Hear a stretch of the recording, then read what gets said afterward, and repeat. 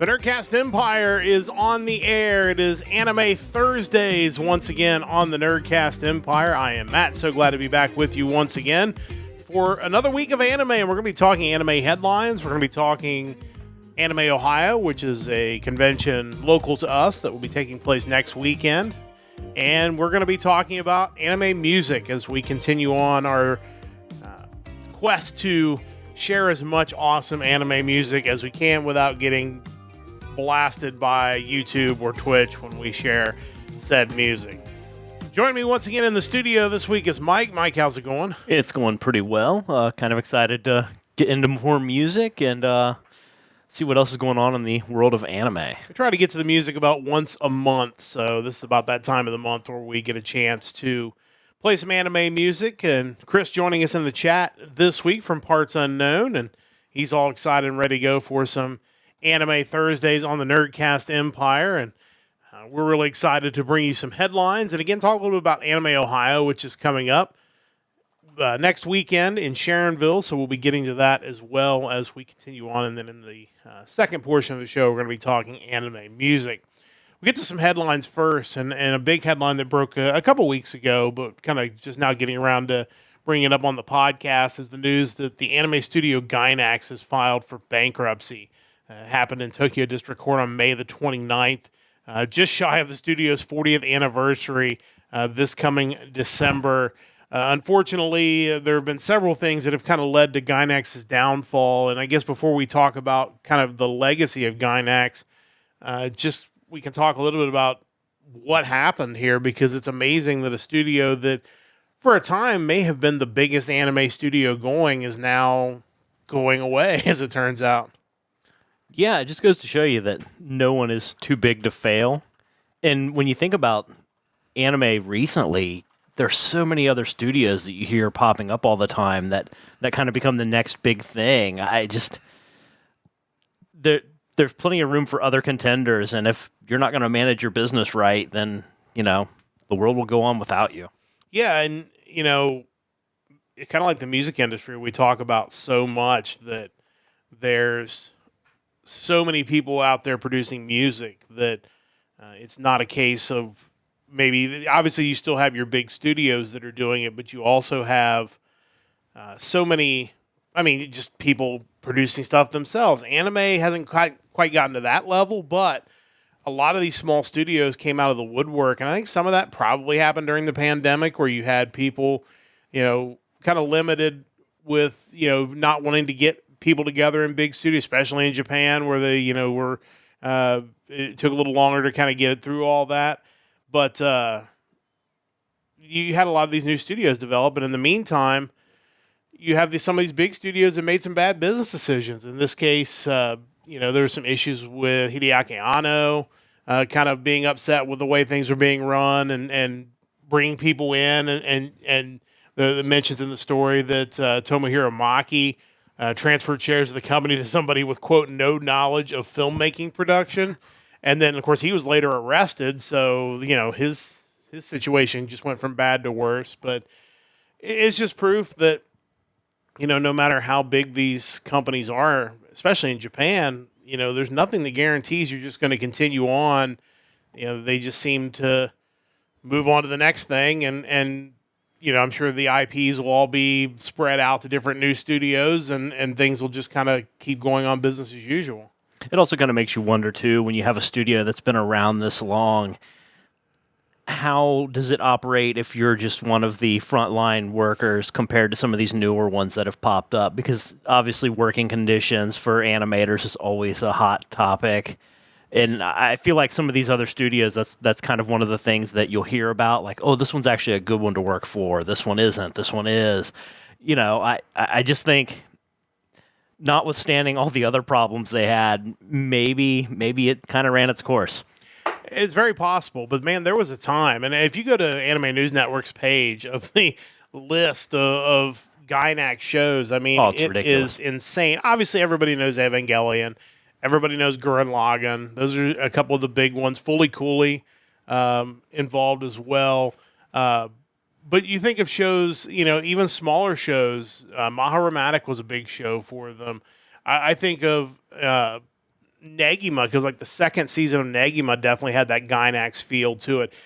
Some of the Monogatari series, you look at a show like Magical Shopping Arcade Abenobashi, that was another Gainax show that definitely has a feel to it. Yeah. You know, they were huge. And Well, you look at the list too, and you see that even shows that you don't equate with them, they might have had a hand in it, even if it's just something like Second Key Animation, In Between Animation. Like they helped out a lot, clearly. oh, Ghost in the Shell standalone complex, In Between Animation. You know, again, not necessarily the primary studio, but you know, some of the Full Metal Alchemist movies, Full Metal Panic, Invisible Victory. I mean, they were either directly involved or indirectly involved in a lot of anime that came out for a good chunk of time, and it's sad in one regard to see them go. But like you said, there are other studios that have popped up that have kind of, I don't want to say taken their place, because I think their animation style and the things they did well, that's a lot of that stuff's going to carry on forever. But still sad in a way, because again, it's just another one of those that really kind of felt like a company that was on top during the time when I was really becoming an anime fan. So to see them not be there at all anymore is kind of sad, but unfortunately that's just kind of the way it works. But nothing that we haven't experienced with Western companies, so it's you kind of get used to it after a while. Yeah, it's kind of sad, but a lot of work on Gundam shows as well. So yeah, I mean, it's truly one of the great companies in anime history, and if you get a chance, check out their list of shows that they worked on. In fact, I'll copy that list into the chat so people can check that out. Chris mentioned, hoping that doesn't happen to Studio Bones. I mean, it's you don't know. I mean, obviously, you hope that every company has learned from the lessons of some of these companies that have gone away, but you've seen it in the West, as you mentioned. You think every time one of these new studios goes under, you just like, well, that won't happen again. They're gonna try to avoid those mistakes, and then another one goes under or another one merges, and you just play this game all over again. Yeah, and I feel like you're constantly seeing it in motion, even with studios that haven't gone away yet. You're seeing mistakes play out in front of you that you're like, this could have been avoided. Yeah. What are we going to say a few years from now after watching what I'm seeing here? How is this going to play out? And I don't know. I think you look at like the gaming industry and a lot of the big companies buying up other companies, shutting down studios. I just think that's going to continue for quite a while still. Yeah, there's probably some bloat in the market, even in anime to some degree, but there's also a lot of good people that are getting let go, or their companies are being sold out from under them and they're being laid off. So don't want to make too much light of it, because again, it does affect people. And in an industry like anime, where a lot of people aren't making a whole lot of money to begin with, and then you just a studio goes away like Gainax, it's definitely not a bright spot on the anime world. And, getting into our second news story, obviously, if you are starting to have too much anime and you don't have enough studios to cover all your anime. And you can't afford AI to do it for you, apparently. You can't afford AI to do it for you. You decide possibly to outsource your work to North Korea. A very interesting story on Anime News Network's page. The official website for a show I was not familiar with. It's Dahlia and Bloom, Crafting a Fresh Start with Magical Tools, announced on Friday. I mean, it sounds like the video Chris shared. I don't know if Chris has a link to that he can post in the chat of the guy reading off the fake titles and Kaiju number 8. Why did he throw Kaiju number 8 in there? I assume just for comedy value. Like that isn't even a strange sounding title that's real. I don't know. But the show announced on Friday the staff will redo scenes that had been suspected and to be animated in North Korea. In response to reports by 38 North in April, there was an investigation and found that some of the work was outsourced from anime production studio Typhoon Graphics to a Japanese production company, which then outsourced the work to a Chinese production company, which then outsourced the work to another Chinese company. And evidently somewhere down the road, in the midst of outsourcing the outsourcing, that it ended up in North Korean hands. And as we mentioned, and we're not going to get too political on this podcast, but I think without even getting deep in the political waters, I think it's fair to say that a show that is based in Japan and is probably popular in South Korea, there's Chris sharing that again. Thank you, Chris, for chipping that in. probably it's not going to go over well to have stuff being done in North Korea. That's probably not going to help your show out a whole lot. No, totally not. But I think at the same time, once you've outsourced something to China, you're going to run the risk that, it could end up in North Korea. Like that is not outside of the realm of possibility. Not to mention any number of other Chinese companies that you didn't realize were going to be involved in the work. I just outsourcing's brutal, no matter who's doing it and to where. Well, and there was a story that came up probably before we were doing this podcast talking about the show Wonder Egg Priority, which is still, to me, like one of the missed opportunities of anime, because that show came with all the hype.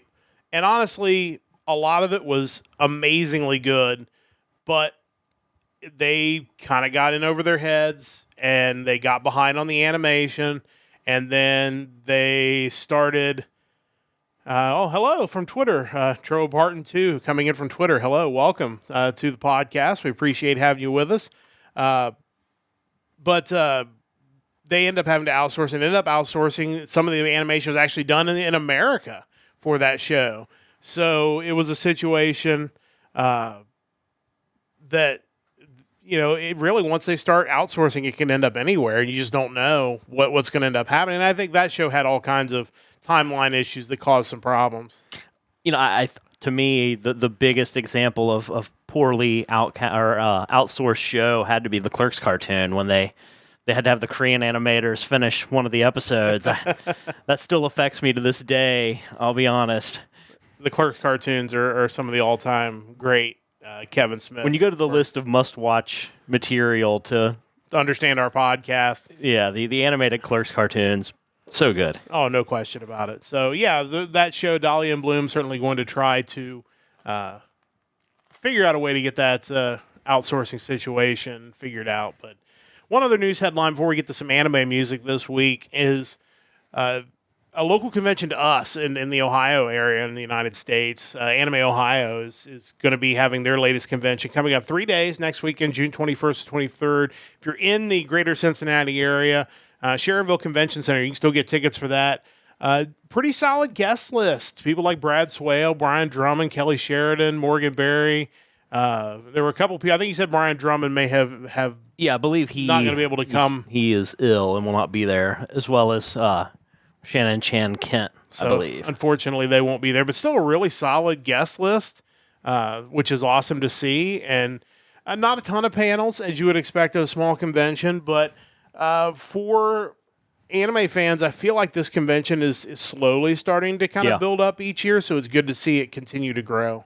Yeah, I definitely think it's moving in the right direction.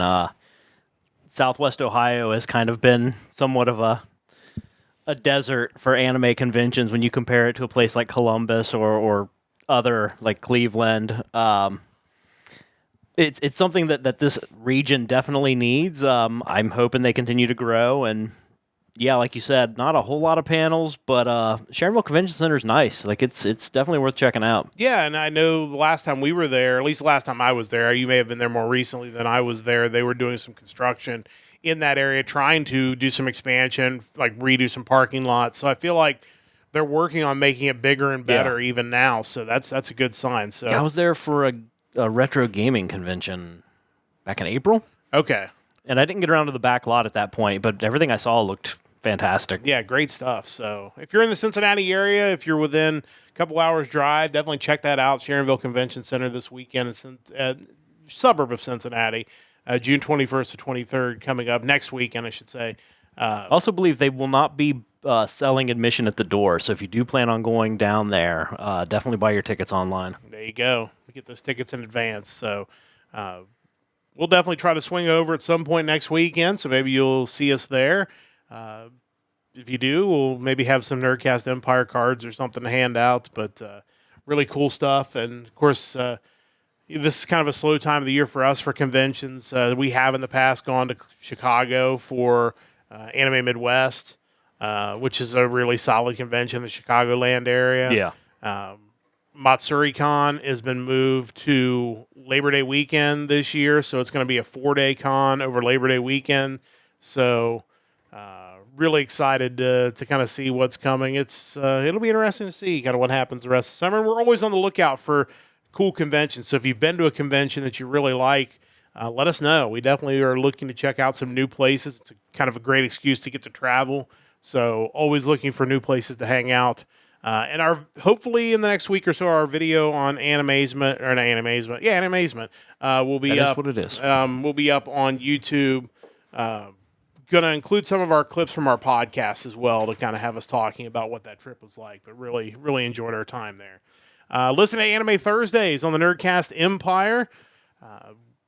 Great to have you along with us. We're going to be talking some anime music, and basically once a month we're going to go through and attempt to avoid getting banned by Twitch and or YouTube and play some anime themes that we really enjoy from the past that hopefully our listeners will enjoy too. Unlike our music show, which we have a music show every Sunday night, we don't necessarily have any set rules for this. I have decided kind of when I'm putting my stuff together to choose a couple of songs from pre-2000, one from the decade of the 2000s, one from the decade of the 2010s, and one from this current decade. And we'll try to play a quick snippet from those songs. We'll try not to go too crazy because, again, YouTube just doesn't like that at all. For our music show, though, we do get a chance to play a good, solid clip of the new music we play. But Mike has done a really great job of kind of choosing some different stuff as well, kind of spreading out the choices over different shows and different genres that he likes as well. So coming up in the first segment, each of us will play our first 3 songs, talk about them a little bit, and then we'll take a break for those listening on the podcast version of this. And then on the other side of the break, we'll wrap up with our final 2 songs and bring this episode to a close. So Mike, we'll let you go first and let you talk about your first song choice of the week. Yeah, so for number 5 here, and before I get into this, kind of going into my methodology, I do kind of break it down by decade to some degree. I like to pick something from the early 2000s, the teens, the 20s, the more modern stuff, 90s, and maybe 80s if I can, but otherwise I like to kind of throw in the obligatory mecha show as well, because that's something I certainly enjoy. And I also like to have at least, probably more like at most one ending, because that's just not really my thing. But because of that, we're going to go ahead and start with the ending. This is a song from a show that, man, I really wanted to be better than it was. Back from the early 2000s, a show that for whatever reason I continued collecting on DVD from Suncoast back when that was more prevalent. But it is the ending theme from the anime Final Fantasy Unlimited. The song is Vivid by the band Fairy 4. Yeah, I really hate 4. I'm not a huge Final Fantasy guy. I do appreciate the series. I'm not somebody who's played a ton of it. I've seen you play a lot of it. But I really was hoping this show would be great. And the show was I wouldn't even say it was average. It was really below average. But the music from that show was really good. Instead of just going for what would be a really cool Final Fantasy-esque story, that I feel like they tried to get some sort of style with the anime, and it wasn't for me. This was pre-Advent Children, so we had Final Fantasy Spirits Within, and then Final Fantasy Unlimited, a Legend of the Crystals anime from earlier, which I have on VHS somewhere, but I've never watched. But I really feel like Advent Children is what redeemed Final Fantasy in the animation side of things, but until then, we had to put up with Final Fantasy Unlimited with its good music and otherwise forgettable show.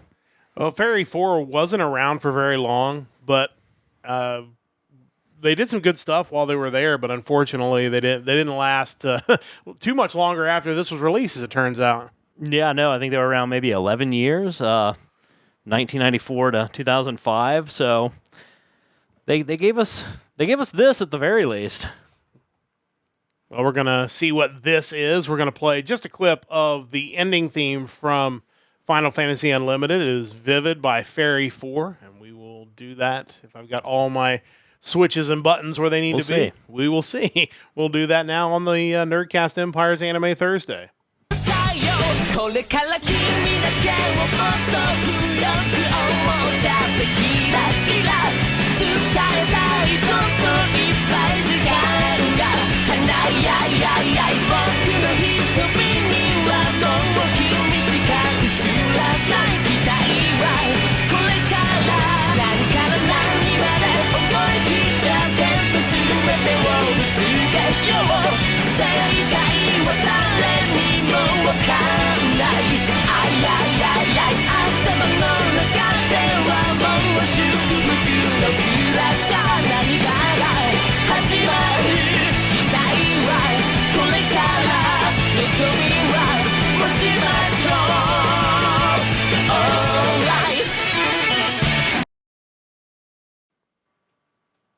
Just great stuff. It's a really catchy ending theme. It's Totally not fitting for the show by any means, but just classic.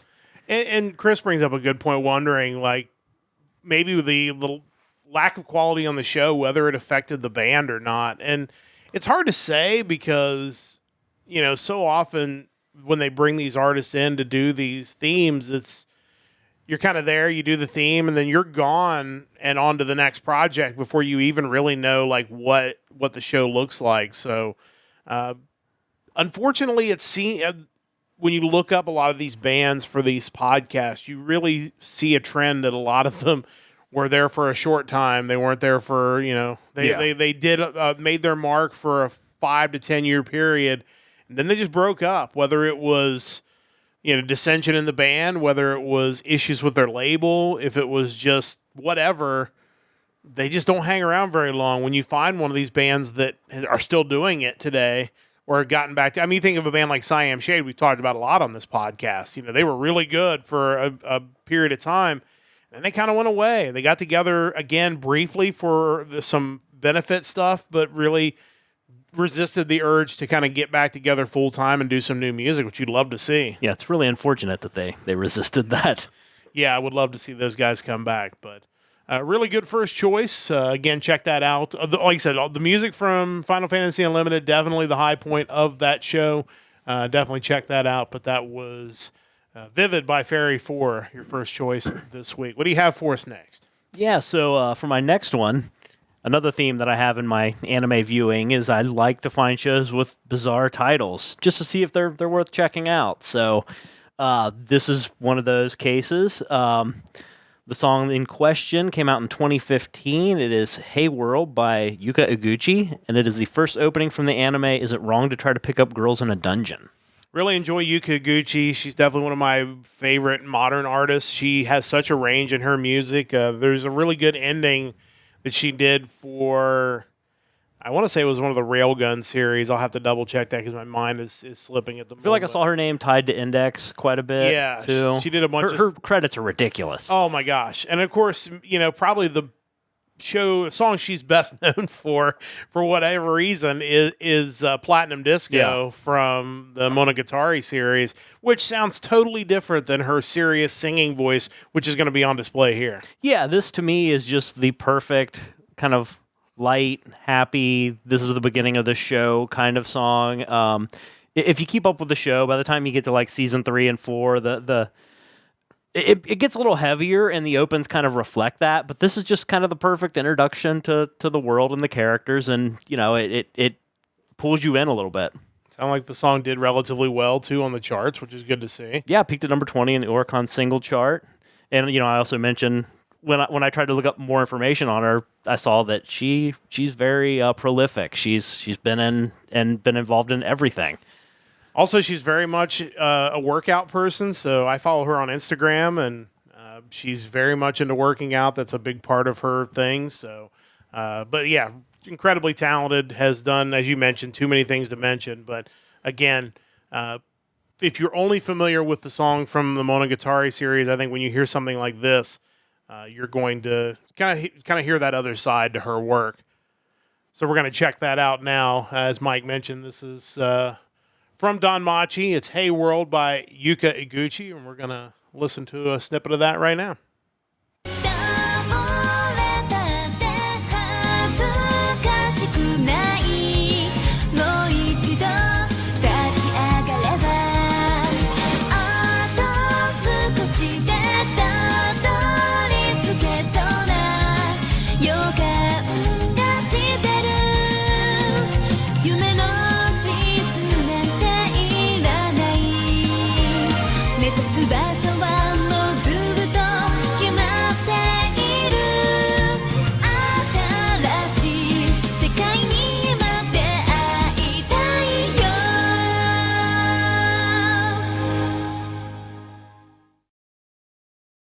'But yeah, I mean, just great stuff there. I think if you are someone who watches a lot of anime opens and ends, you've probably seen that on a list a time or two. But again, Yuka Iguchi's great. Definitely check out her work.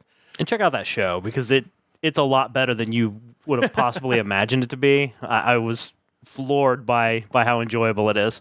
Yeah, definitely check out Don Machi. Continuing on as we speak, I believe. Yeah. So I think, is that a summer show? I think so. So definitely you can get in. Not too late to get in on the Or ground fall. floor. I can't remember now. Yeah, it's sometime.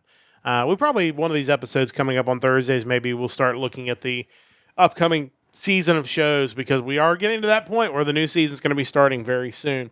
You got one more song in this first section of music. What do you got for us? Yeah, this is one that I actually had seen on lists of top anime openings from 2022, and it actually made me kind of interested in watching the show, so I eventually did get around to starting watching that, and the show, really cool. Definitely a different take on the reincarnated as or into or with what consequences genre of anime.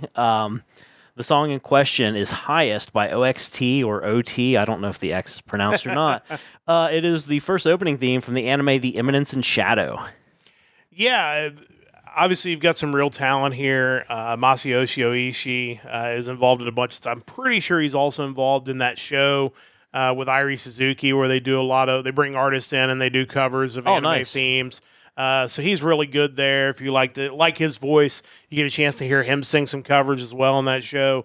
And Tom Hack, who's involved in a bunch of stuff really across the anime music spectrum. Tomohiro Oshima is his given name, but you will almost always see him credited as Tom Hack.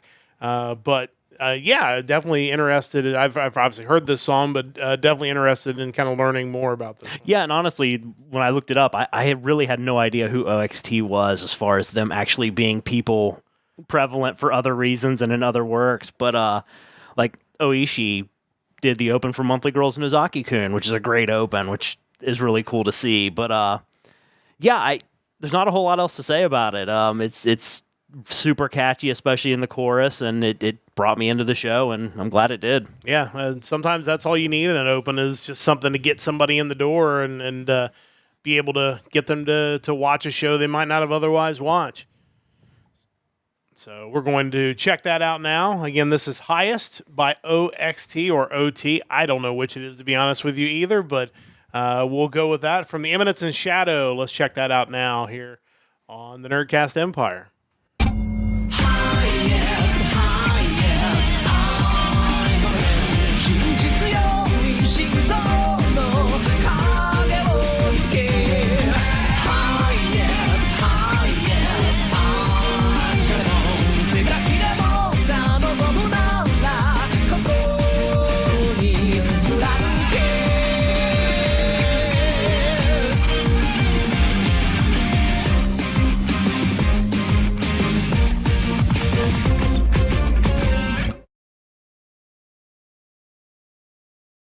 Definitely has that classic anime opening video vibe to it. Even the ending of that song kind of like that same pattern where it's like wrapping it up really quickly. Yeah.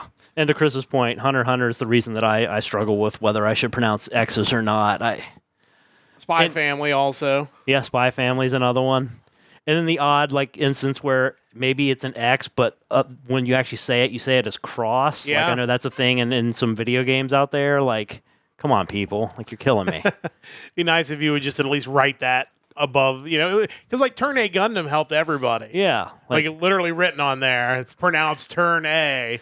I still don't understand what that means. Save me from potentially calling it upside down A Gundam and looking like a complete buffoon. There's some sort of, it almost looks like some sort of Greek character, like a V with a line through it or something. But no, good stuff. Definitely check that out. Definitely check out the show, The Eminence in Shadow. I know it's been very highly regarded, so definitely worth checking out. We'll get back to Mike for his final two picks on the other side of the break. And just a reminder, if you're listening on the podcast version of this on your favorite podcast source, we don't include the music clips. Pretty sure we would definitely get zapped for that. So first off, it's best to be here live. That's pretty much the one guarantee you're going to get to hear the clips is to be here live, especially on the anime edition.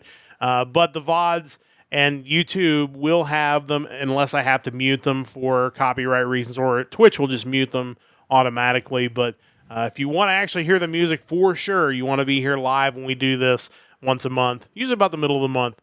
7 o'clock on Thursday evening. The thing is, if you're listening to it recorded, there's always the possibility that Eric Bischoff will give the spoilers to you ahead of time, and it won't even be worth listening to anymore. That's entirely possible. I'm surprised Tony Khan hasn't started to delve into those kind of things when NXT's taped or whatever. Kudos to NXT for winning the ratings battle this week, too. I'm sure we will talk about that in our next podcast. But we'll talk about our next podcast when we come back after the break. But I've got some songs to get to as well. We're going to start in Chris talking about putting butts. Mick Foley's going to win their title. Yeah, ooh, that's good stuff. But if you're not checking out the Who Killed WCW, very enjoyable. You should definitely check that out. I'm going to be going through the decades. As we mentioned, Mike has kind of talked me into basically making the first two pre-2000s, and Shootsy scores. Don't know what that was. It just made a sound on my computer, but that was a cool sound. Hopefully you all enjoyed that. Let's just mute that and mute this so that doesn't happen accidentally. But hello to another first-time chatter in the chat. Welcome. Great to have you along with us. And like I said, Mike kind of taught me into doing two pre-2000 slots because there was a chance that we might not find a song from the 80s all the time, or eventually we would run through all the 80s songs pretty quickly. But so we're starting off. I knew the first song that we're going to play was one I wanted for this week, and then I picked another ending theme. So you know what? We're going to go oops all endings this week. So we are going to do all ending themes, which is rare because, as Mike said, typically your opening theme is going to be better than your ending theme. There are some endings that I do like, and I picked 5 of them this week that I think our listeners will like as well. And to me, this first one is probably one of the best ending themes, certainly of the Slayer series, and maybe one of the best all time. It is from Slayer's Next. It is Jamawasasanai by Masami Okui. It was released on the Give a Reason single in 1996, April the 24th to be exact. What was interesting is Jamawasasanai and Give a Reason both entered the Oricon charts at the same time because it was on the same single. Give a Reason was number 1 on the charts. Jamawasasanai was number 2 on the charts. So they immediately moved to the top of the charts the week they were released. Slayer's Next had some really killer music. We've already spotlighted Give a Reason, which was one of Megumi Hayashibara's biggest songs. But Jamawasasanai, one of my all-time favorites. So we're going to be checking that out here in just a moment. But let's listen into a little bit of that, and hopefully my computer won't play any more weird sounds when I go to play this music. But this, again, the ending theme from Slayer's Next, Jamawasasanai, here on the Nerdcast Empire. 世界中噂になりたい輝く未来も手に入れたいあれもこれも本気の夢誰一人邪魔はさせない世界中噂になるくらいとびきり弾けたすごい人に優勝な一度のブレーキくじけた順にバイバイしましょう It's alright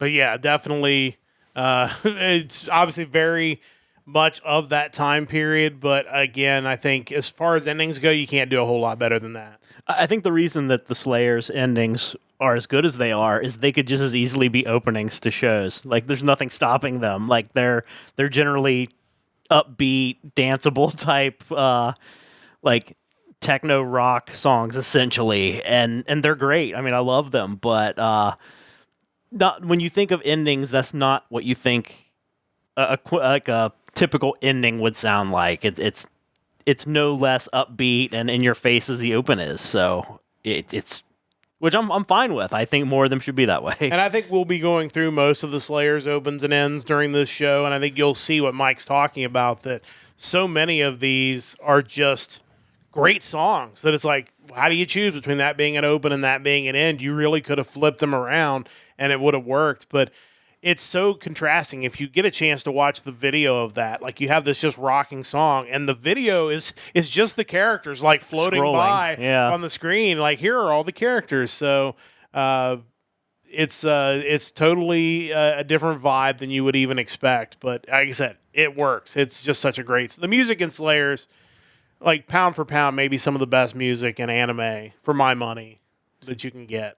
Chris, when you think of endings, you shouldn't think of the worst one from JoJo's. That's not how that's supposed to work. It's interesting he mentions JoJo's. You're supposed to think of Pat Metheny and only Pat Metheny. We'll come back to that thought there a little later, Chris. But that was my first one, so definitely check that out. Jamawa Sasanai. Again, it's on the Give a Reason single, but you can find it everywhere now.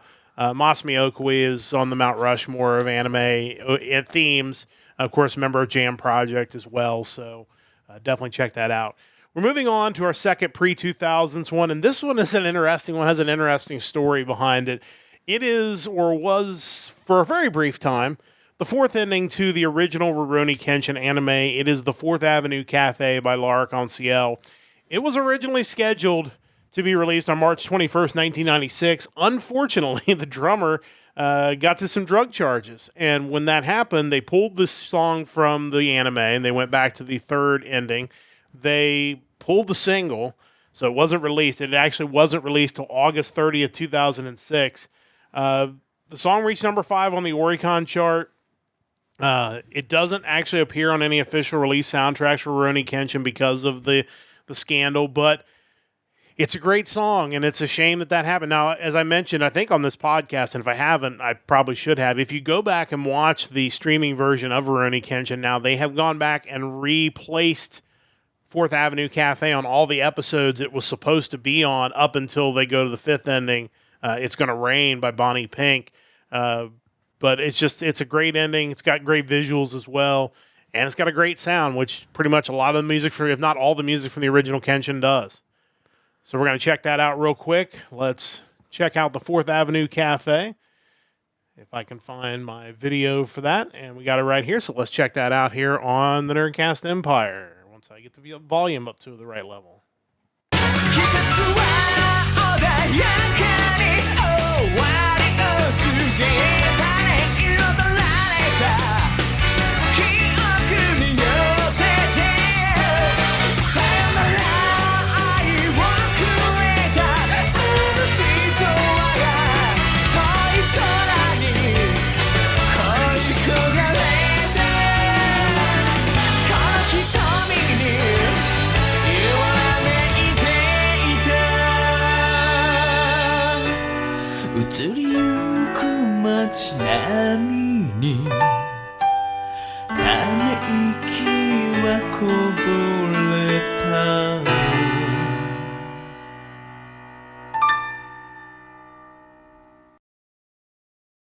Just great stuff, and the visuals to that just, again, make you nostalgic for the show. He starts off with the battle with Cho, who's maybe one of the best villains in Rurouni Kenshin, and then when he gets to the Sayonara, it's the scene of Kaoru trying to stop Kenshin from leaving to go to Kyoto. I mean, it's just, everything about it is perfect. Yeah, I don't know what else to add to that. It was the endings throughout that whole part of the show are great because you mentioned It's Gonna Rain by Bonnie Pink, and while that isn't a song I would typically enjoy, it works so well as an ending. I just the music they selected for this show is outstanding. I'm a little concerned watching the video there when you mentioned the battle with Cho, is knowing that we're going to be getting the Kyoto arc of the new Kenshin anime and just what they're going to do to the dub of that. Just because Cho had an interesting choice as far as the English voice, which I think worked great for the character they were portraying, I'm worried what we're going to get this time around. And Cho was, I'm pretty sure, and I could be wrong, I'm sure Kenshin fans will point out if I get this wrong, I'm pretty sure he was, from Osaka, had the Osaka Ben dialect, which at the time in the English dubs was either chosen to be dubbed as someone who was from New York, as the Four Kids One Piece dub did, which didn't really work, or not just One Piece, but Yu-Gi-Oh as well, or yes. Or it was chosen as kind of a redneck accent, which is what they did for like Osaka in Azumanga Daioh. Yeah. And they also did it here. I believe it was Derek Stephen Prince was Cho. I can't remember. Maybe I'd have to look that up. But it's so good. It was so well done. That original dub is just goated. It's one of the all-time greats. I mean, it works so well just knowing that he was a character that collected weapons. To me, like that somehow just fits so well with that rednecky voice. I even if that's not what you wanted him to sound like or thought he should sound like, they nailed it. Yeah, 100%. It's so great. And again, that ending theme is so great. Again, the pronunciations, as Chris is pointing out, so good. I mean, between him and Seijiro Hiko and that, I mean, and obviously Makoto Shishio. I mean, you go down the list of voices in that arc, and there's just so many all-time great ones. So, yes, I'm a little nervous about what the new dub's going to sound like, but we'll see. We'll give them the benefit of the doubt. Hopefully they I don't know. I mean, after Hajime Saito, I don't know if they get the benefit of the doubt anymore. Well, sometimes it doesn't work out like you hoped, but yeah. So definitely check that out. 4th Avenue Cafe from L'Arc en Ciel. They're amazing. All their stuff's amazing. Yeah. So definitely check that out. Last song before we take the break on the podcast version of this episode. And it's funny because the last time we did a music episode was right after the eclipse. So, I wanted to, or not the eclipse, but the Northern Lights being shown. So I had to play Northern Lights. This came up at Animazement as far as kind of in a slanderous way, kind of like talking down to this era of anime. But I wanted to play a clip from this just because to me, this song was kind of really important at the time that it came out for this show. The song is Hare Hare Yukai, or Sunny Sunny Delight, by Ai Hirano, Minori Chihara, and Yuko Goto. The characters Haruhi Suzumiya, Yuki Nagato, and Mikuru Asahina singing the ending theme to The Melancholy of Haruhi Suzumiya. The song was released May 10, 2006.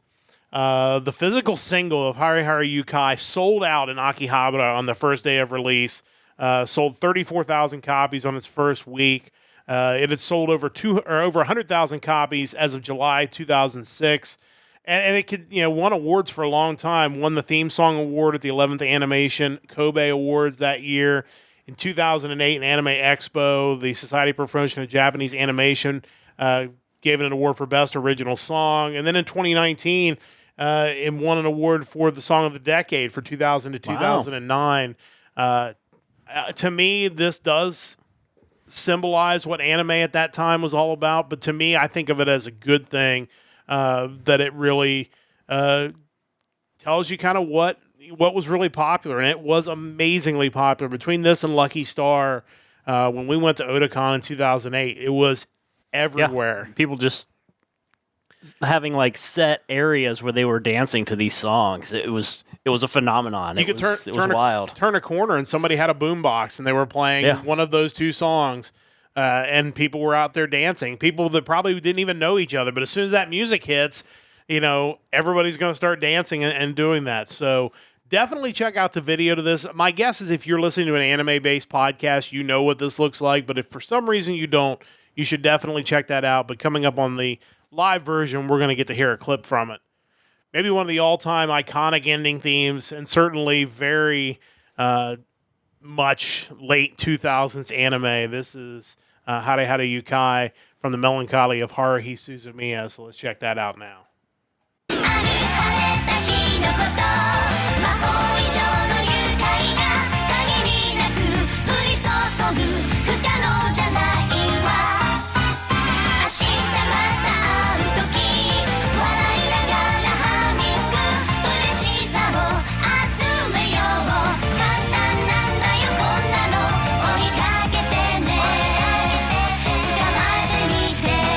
大きな夢好きでしょ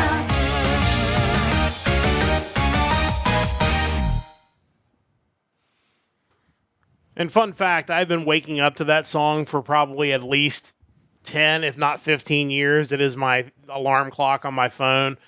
So that just almost makes me feel like I need to wake up and get up. But again, quintessential for that time. And again, maybe one of the most important themes of that era.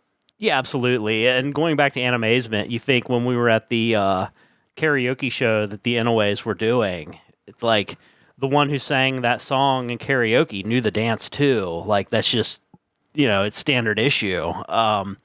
I just wonder if some of the negativity toward it, when you think of that time period, it's like that was the super happy song that people were dancing to while like the bubble was bursting on the industry and companies were going under. So there is a certain like, yeah, you guys are dancing over there while ADV's gone and Jenny On's going to be gone not too long from now. And I just, it's funny because that was such a bright spot in what was kind of becoming a dark era in things with anime. Yeah, I think there's probably something to that. But I mean, I also know there are people that just hate that era of anime. They just, the cutesy moe style, just, and to me, like, that's a little unfair to throw that blanket over everything just because something was drawn cutely doesn't make it like moe garbage anime. Like, there was definitely a lot of that anime that was really, really good. And I think lumping in an art style with the quality of a show is not really fair, but I feel like there's people, especially nowadays, looking back on it that do that and don't really give those shows a fair shake. Well, it's almost like hating Nirvana because you hate the post-grunge music that came out 10 years after that. Like, you can hate the cute girls doing cute things genre of anime now, but understand that there was some legit substantial anime that was being produced in the late 2000s that was kind of the predecessor to that. Melancholy Haruhi Suzumiya could really be its own episode of this podcast because it did something that I'm not sure anything's done since, and I don't think had done before that, which is basically if you watch the show week in and week out, you got one order, which was called watch order. And then when you got the DVD releases, the episodes were put in chronological order. So when you watch like the next episode previews, you had Kyon saying the next episode, or Haruhi would say the next episode was this, which was the next chronological episode, and Kyon would be like, no, that's not right. Here's what the next episode is, the watch order episode. To me, that was so genius, and I think to this day, if I pull my DVDs out, I actually have like a card that tells you like what the watch episode order is because they don't have them on the DVD that way. They only have in chronological order. So, again, just totally different. And then, of course, they tried to do something even more ridiculous the next time with the Endless 8, where each episode, for 8 episodes, was basically the same episode that Kyon was living through over and over again. Now, there were some subtle differences, obviously, in each one, but he had to figure out how to get out of this time loop, and only he and Yuki knew that these episodes, that each day was the same day. Everybody else is basically living it for the first time. So, kind of wild stuff. But a lot of people complained at the time because they felt it was lazy that they were doing this. But and that could have also played into the panelists' negativity toward this type of stuff. You just never know because anytime you're talking about something that has kind of a more hardcore fandom than most things, you're going to have people with irrational hatreds of things, and that could be what we were experiencing with that. But yeah, I definitely encourage everybody to go back and check out the Melancholy of Haruhi Suzumiya. It's definitely worth checking out. And again, the music from that show was really good. I'm sure we will come back to revisit some of that music in future episodes. We are listening to some music here on the Nerdcast Empire. Thanks for joining us live on Twitch, as we are live a couple times a week, sometimes as many as 3 times a week. That'll be the case this week. We'll talk about that here in just a moment. If you are listening on your favorite podcast platform, we're about to take a time out. When we come back, we're going to wrap up our music episode. Mike's going to give you his last 2 choices of the week, and I will do the same. We'll do that on the other side of this timeout here on the Nerdcast Empire. Back on the Nerdcast Empire, live on Twitch, or possibly on demand, or possibly wherever you get your podcast each and every week. Don't forget to check out our website, nerdcastempire.com. We've got all of our back podcasts on there. You can check that out. We got a busy schedule coming up. We are going to be back on the air on Saturday afternoon for Clash at the Castle, the recap, and really interesting pay-per-view coming up, premium live event for the WWE. We'll see where they decide to go with this one. Felt like the NXT premium live event last week was kind of paint by numbers. Nothing wrong with it, but very much what we expected. Maybe less premium than usual. A little less premium. All. It was a live event. But we're hoping that this will not be the case at Clash at Castle. Rachel will be back with us on Saturday to recap that one as well.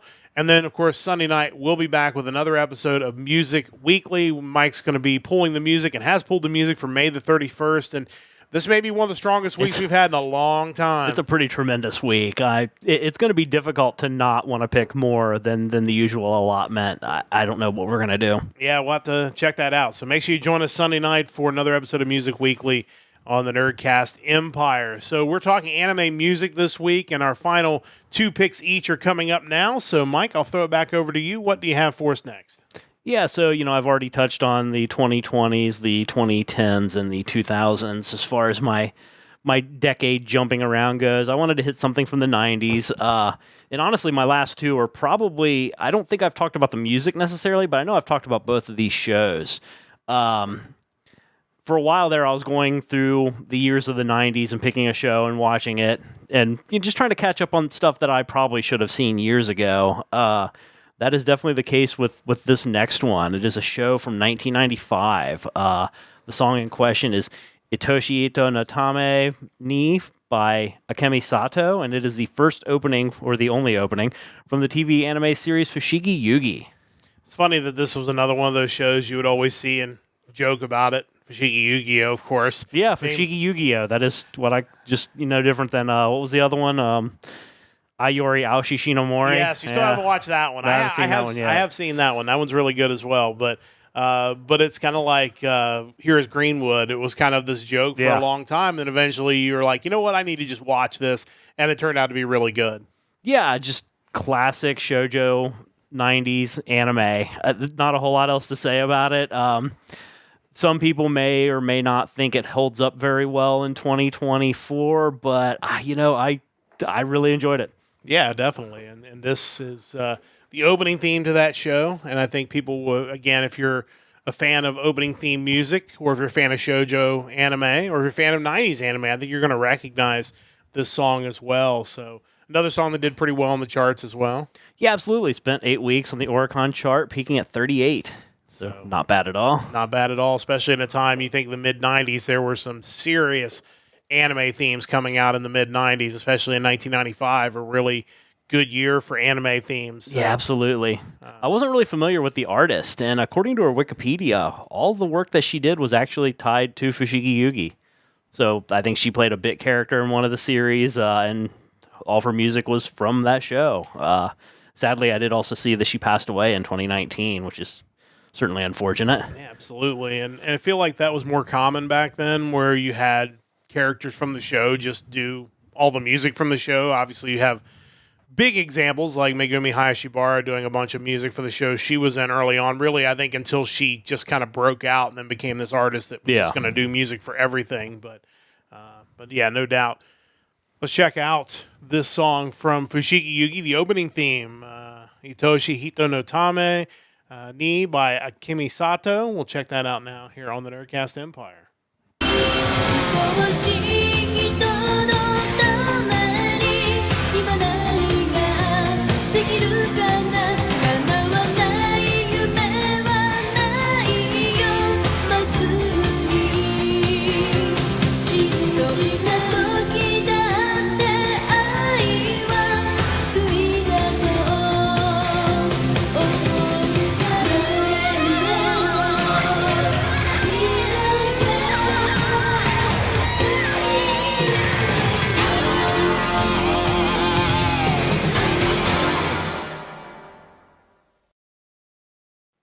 Of course, Fushigi Yugi, I should mention, translates to the mysterious play. But that is definitely an opening theme that has a look about it. Oh, yeah, absolutely. Total 90s look. I was just thinking, listening to it right then and there, it's like, I wonder who decided, like, right here at the end of the song, we just need a guitar solo for no reason. And, man, that dude is wailing. You can kind of hear it faintly back there, but he's just like, it's so cool. But how many of those mid-90s themes had that? I mean, we've already talked about Yuzuru Enai Nagai probably ad nauseum on this podcast, but they bring in the guy from TM Network to play the guitar parts on that. And it's like they had all these, like, I don't want to say all they were shoujo shows, but all these, like, female-heavy shows. And it's like, we're also going to bring in this really awesome guitarist to just wail at the end of it, too. It's kind of amazing how even...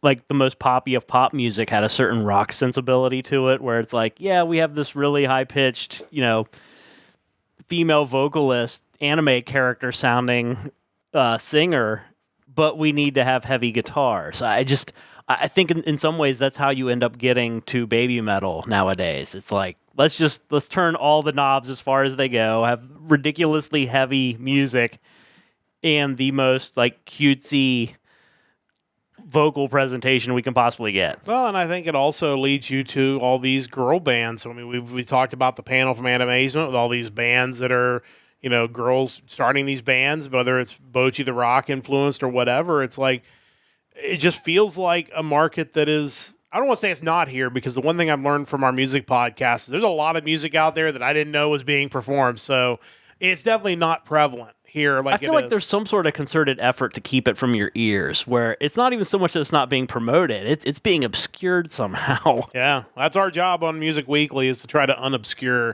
that music and bring it to you each and every week. But Chris mentioned when you go from anime intro to Tornado of Souls. Yeah, which I'm totally a fan of. Anytime we can bring in Marty Friedman to work on our anime theme, we need to do that. It's funny, I almost chose a theme this week that had Marty Friedman on it from one of the decades. I can't remember which one it was, but it was pretty great. He is the link between every aspect of what we do. It's him showing up at Wrestle Kingdom and playing guitar to Hiroshi Tanahashi coming to the ring. It's his work on any anime-related music. I'm sure he's done something for video games somewhere along the way. I'm sure. If we ever got to interview Marty Friedman, I think I would just probably end the podcast there, because that would be the end. Well, he did just do that promotional thing for Rocksmith Plus, so maybe now he's involved in the video game world too. That's true. He was playing Rocksmith on YouTube. Yeah, so maybe there's still hope to get him on our podcast.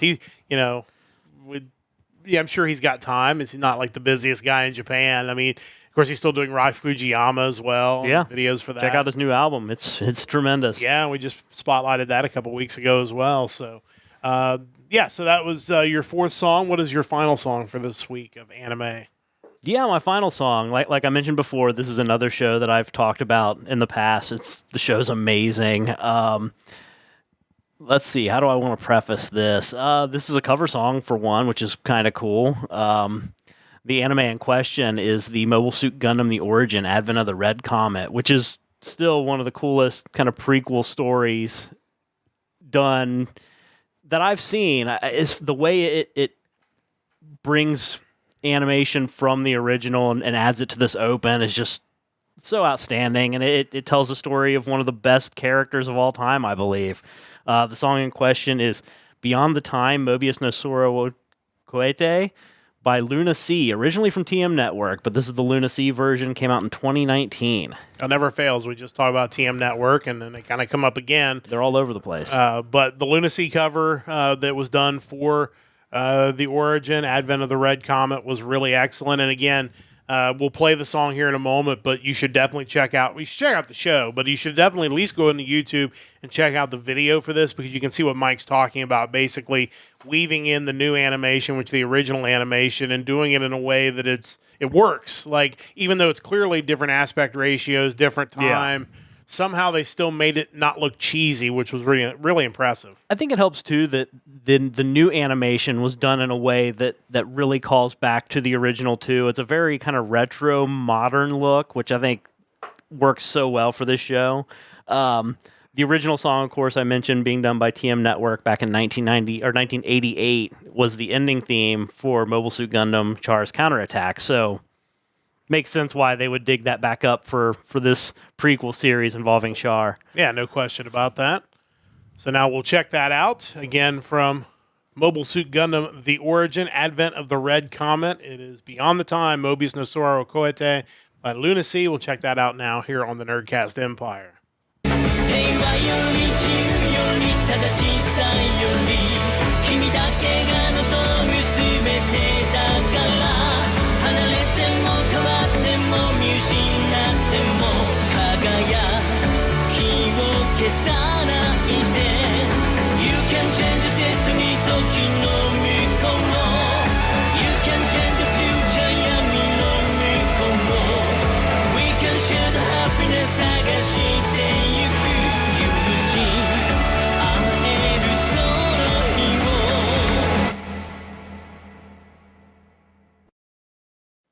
Yeah, just I mean, it's the song is great, but the animation is next level type stuff, and I mean, not surprising if there's any show that has probably unlimited budget to do that. It's anything Gundam related from Sunrise, so they certainly spared no expense in making this look amazing. Yeah, absolutely. And again, this is a character that he's been on McDonald's commercials. Like, that's just you're going to spare no expense in telling the story, I think, and that opening certainly reflects that. Obviously, the Gundam stuff is goated. We talk about it all the time on this podcast. Especially, you should really start at the beginning and check it out, but this is a good one to check out along the way. Mobile Suit Gundam, the origin, advent of the Red Comet. That's really the big debate, whether you should start with it knowing chronologically it happens before Mobile Suit Gundam, or do you watch Mobile Suit Gundam first. I still think you should watch Mobile Suit Gundam first, just because it came out in 1979. I think if you can get through that knowing how old it is and get past kind of the limitations of the animation, you can watch anything else. Yeah, 100%. So definitely check that out. Beyond the Time, Mobius, Nosoro, Koete, by Luna Sea, or the original by TM Network. You can't go wrong with either one. Great stuff this week from Mike. Time to pick my last two of the week. Again, we are doing Oops All Endings because I started doing endings and just decided to roll with it.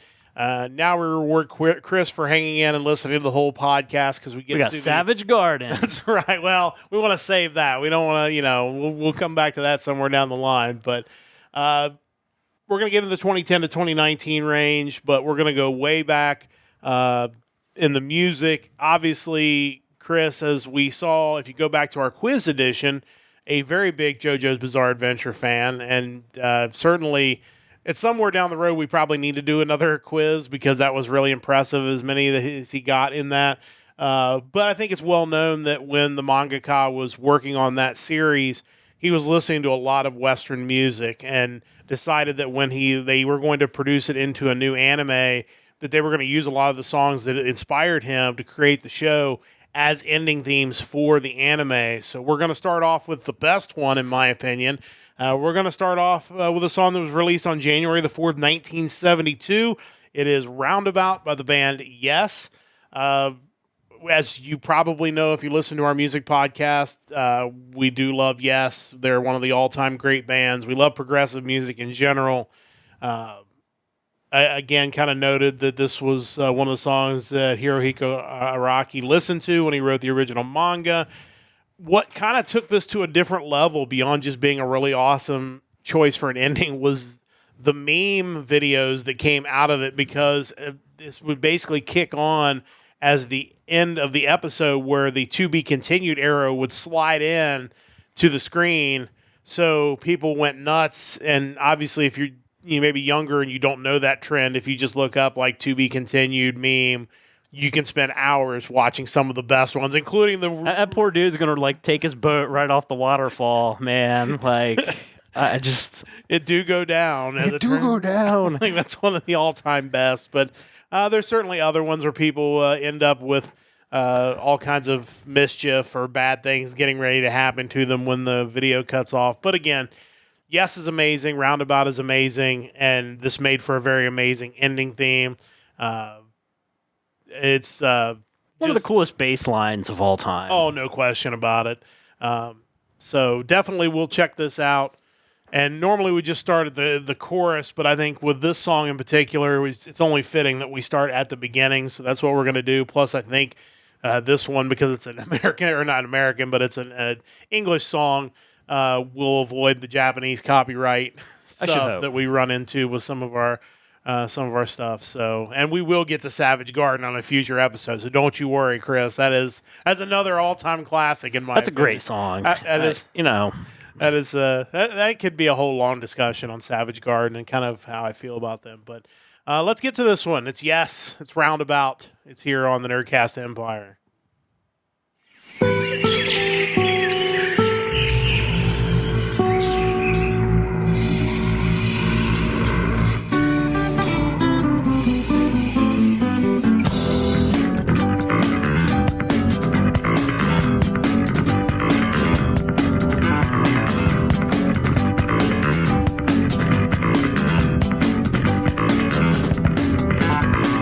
I'll be the roundabout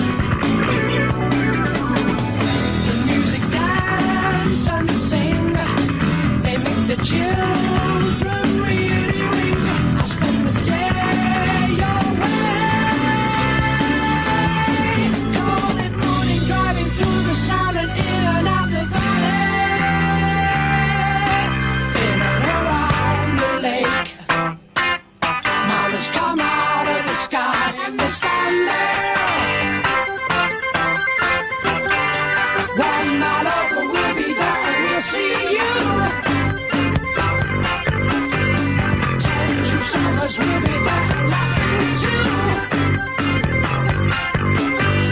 Try to fall before my love you see. I'll be there with you. That's just one that's worth listening to beginning to end. And listening to it with headphones on, like you just get a real appreciation to the musicianship.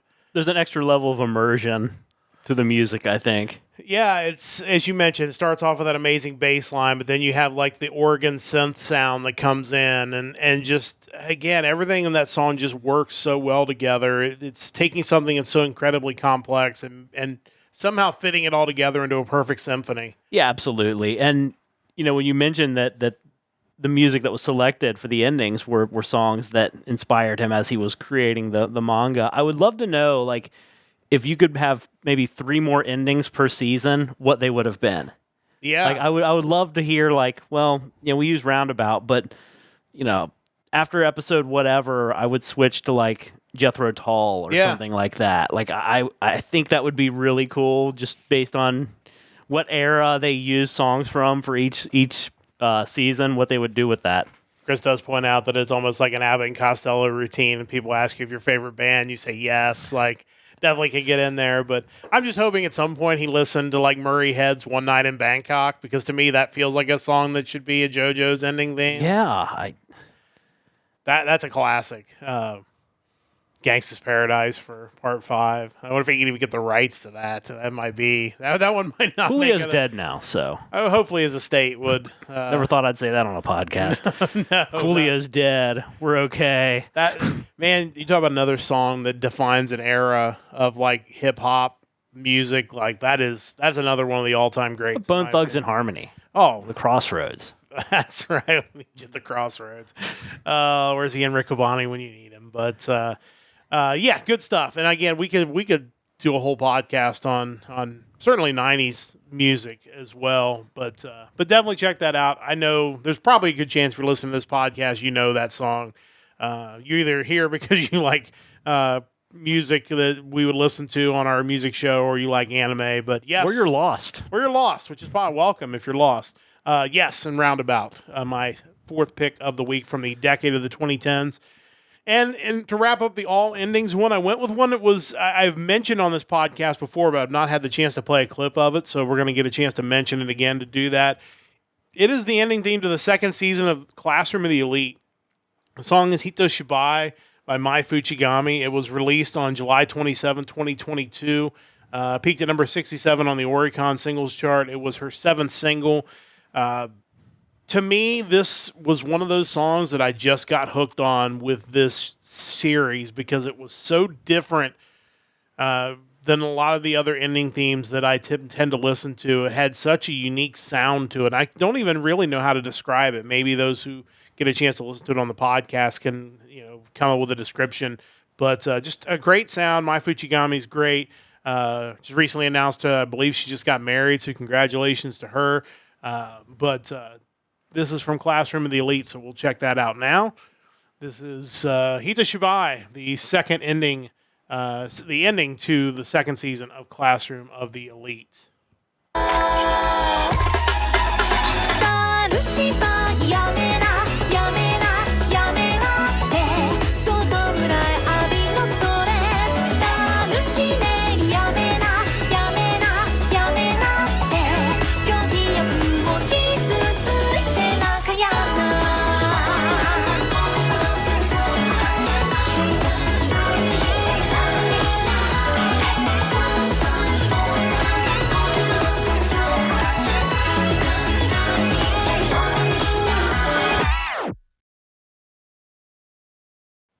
But yeah, again, just totally different. I think the whole song is, when you get into like the verses too, it's got a great sound to it. But again, this was a show that I wasn't even planning on getting into, and now I've seen the first 3 seasons of it, and it's really good, and certainly hoping there'll be more down the road. But again, just kind of a different sound to this ending theme, but it's one that I really got hooked on during that 2nd season of Classroom of the Elite. Yeah, having been through the first 2 seasons, I feel like all the music they selected for this show is just kind of different and interesting. But yeah, this ending is no exception. Like, kind of bubbly but unnerving at the same time, which I think maybe you feel that way if you watch the show. So it fits. Like, otherwise you might just think, oh, it's just a poppy ending, whatever. But yeah, it somehow just really fits what's going on. Yeah, I think unnerving is a good way, because when you get to actually looking at the lyrics, you kind of see like the uncertainty and the tension that is there. And of course, that's kind of what Classroom the Elite is all about, is the tension between people in the same class, tension between people in different classes. It's That episode when they kicked Kenny Omega out of the class was really surprising. Yes, definitely not expecting that one. Yeah. But, it's a great show. Definitely check that out. Definitely check that song out, My Fuchigami, with Hito Shibai from Classroom of the Elite. And that is going to bring this week's podcast to a close. Really good stuff this week. Some great music. We'll see how much of it actually survives once we get through the process of going through the copyright filter. So maybe you'll get to hear some of it on the VOD. If not, make sure you join us the next time we do one of these live. Probably coming up in the middle of July.